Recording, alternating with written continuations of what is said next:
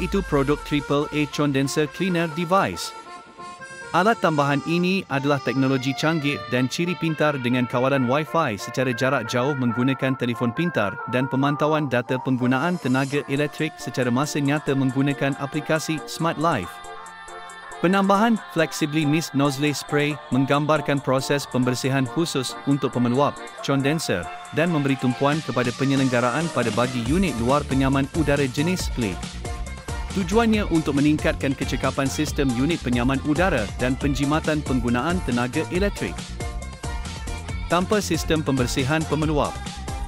Kertas surat khabar lama digunakan sebagai simulasi haba, debu dan kotoran yang menghalang pemindahan haba pemeluap, condenser, ke persekitaran.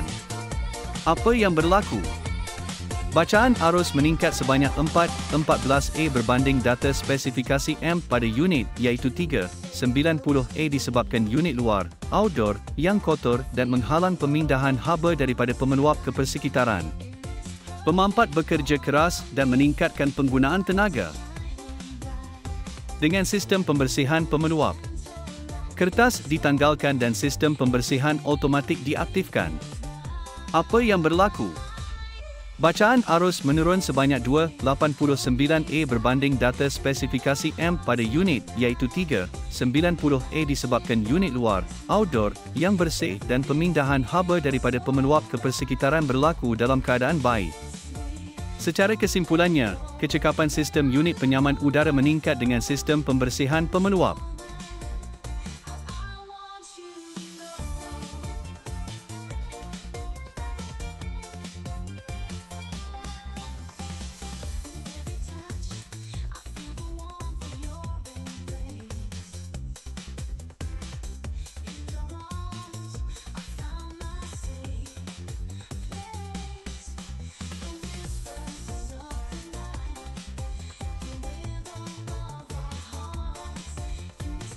Secara keseluruhannya, semua objektif kajian telah berjaya dicapai serta segala persoalanan kajian turut dijawab dengan hasil analisis-analisis yang dilakukan sepanjang pembangunan sistem pembersihan unit luar penyamanan udara split ini.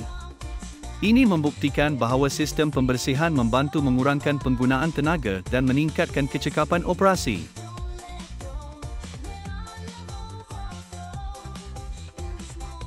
Berikut adalah beberapa aspek cadangan penambahbaikan yang boleh dilakukan untuk pembangunan reka bentuk dan fabrikasi produk pada masa depan. 1. Aspek reka bentuk dan kecekapan menggunakan bahan yang tahan dan ringan, tambah baik mekanisme prestasi pembersihan yang berkesan dan penggunaan optimum air dan udara bertekanan. 2. Aspek kebolehfungsian dan otomasi tambah sensor pintar untuk mengesan tahap kekotoran, integrasi alat kawalan jauh dengan aplikasi yang mudah dan mesra dan pasang peranti pengesan kebocoran air untuk keselamatan. 3. Patuhi standard keselamatan sistem atau produk mematuhi piawai keselamatan dan kecekapan tenaga.